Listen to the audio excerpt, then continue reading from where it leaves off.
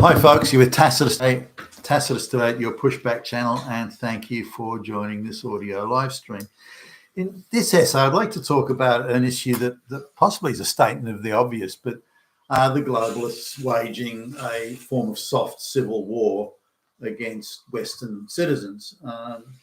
Now, I suppose that's beyond doubt to a large extent. It hasn't turned into a shooting war, as in paramilitary government forces on the street randomly shooting and mass arresting and mass shooting citizens. But we're sort of building up to that. It's not far away. If we look at January 6th and so on, we're looking at really the random arrest and arbitrary arrest of citizens, and then a form of ideological totalitarian type justice being meted out to these people. Well, we say that you were thinking of an insurrection, therefore we're going to put you in prison for 20 years. Now that can't happen in a rule of law, due legal process society. It just can't happen. So already we've witnessed the breakdown of the rule of law, that people are treated equally under the law, and also the upholding of independent courts and due legal process. So already we've seen the state using its power to crush dissent. Now, you don't agree with the globalist project and the methods and devices we're using to implement it, then we will criminalize you. We will put you in prison, and we might even kill you. And that's where we're at now. So let's make no mistake. This is a civil war of sorts. It's a soft civil war, and they're being a little bit tactical about it. But look at the way Antifa and Black Lives Matter were used as street level shock troops to shock and awe the populace, in the same way that the communist goon squads were used to intimidate public officials and the citizenry, in Germany during the 1920s, and the Weimar Republic, as it was called at the time.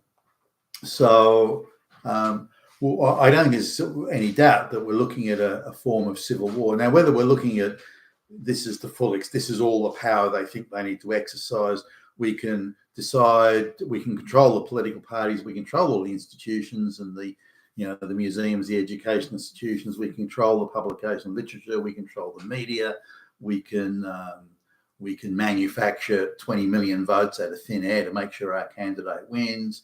That's enough, and then we'll just arrest anyone that disagrees or doesn't like, or any particular influences that we may find irksome or irritating in terms of implementing the globalist project. Maybe that's all they need to do. But then if we look at the effort they're going to prevent Donald Trump from winning, means that they know their program is not popular, and any politician that can get up and say, look, I'll stop the globalists, I'll wind back the globalist project, any politician who can do that will win in a fair and free election, whether it's be in Australia or Britain or the United States. So they know that. So they've already said to themselves, we cannot win. We cannot win in a fair fight. So we have to rig it and fix it and pervert and corrupt the organs of state in order to pretend that we're legitimate and the other guys aren't. So this is something that I guess we need to come to grips with. But something in the major eruptions and convulsions of history is that the key causation factors of the major eruption, and we can be looking at the French Revolution here, or the American Civil War as a case in point, and indeed others, the Bolshevik Revolution in Russia and the Soviet Union in 1917, or even the start of the First World War, if you like. When you look at the causation factors, it's interesting that they run by the causes are all there. It's all in place, but they're running by different timelines. The sequence of events on one causation factor is unfolding in a different time sequence than another causation. So it makes it very difficult to bring the two together and say, hey, here's the dry wood, here's the flame, here's the hot weather. Wow, that's going to create a fire.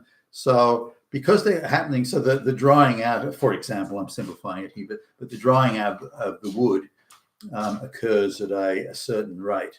The gathering of leaves and tinder, the flammable material, that also occurs at a different rate again from the rate that the wood dries.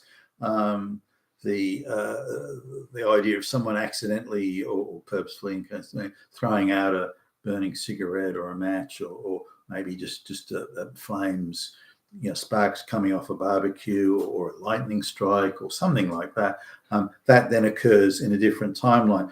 But suddenly the one event makes all of these things jump into the same timeline, even though they're running at separate timelines. And the same can be said, I believe, for major eruptions of history. And it's only with hindsight we can say, well, that was obvious, but no, it's not, and not in real time. Because again, they're occurring in different rates of development. So in the West today, we're looking at the building resentment of the populace at being disenfranchised and having the globalist project forced upon them, and then being denied the option of voting for someone who will listen to their problem. That resentment there, the growing irritation of the elite class, who think, well, why do we have to sit at the table talking to these people? They can damn well fucking do as they're told. And they're just nothing but the shit on our shoes, and they can just do what they're told, and we're going to implement the globalist project whether they like it or not. And that's the way it is. So their irritation and the expression of their irritation through their more aggressive corruption of the very processes they need to give themselves legitimacy. So they're sacrificing their own legitimacy with their frustration and irritation with not being able to implement the project that no one voted for and wanted in the first place. So that's that. These are forces at building at different rates,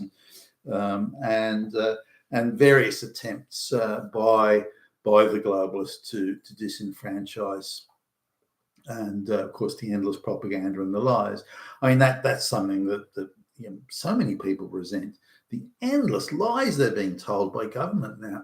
And so, well, if the globalization project is so good, if mass migration is so good, why do you have to tell so many lies? Surely, if it's that good, then, but it's not good. It never was good. It never will be good. It's destroying Western society, and this is something that nobody, certainly anyone other than the elites, really wants. You get the college kids who think, oh, well, as long as black lesbians are equal, then it doesn't matter if everything else goes to shit. Black lesbian equality is the primary, that's the key thing that we need today. But these different timelines. Now, if we say look at the French Revolution, I'll use that as an example. There were varying factors that were at play here. There was a resentment that the aristocracy and the clergy didn't have to pay tax. I mean, technically they did, but they were so many exemptions. Now, just to accept that, the clergy were there to spread propaganda to the masses. That was their job. The aristocrats had to finance and fund, soldiers and cavalry and whatnot for the army. So they said, well, we're doing this. Why should we pay tax as well?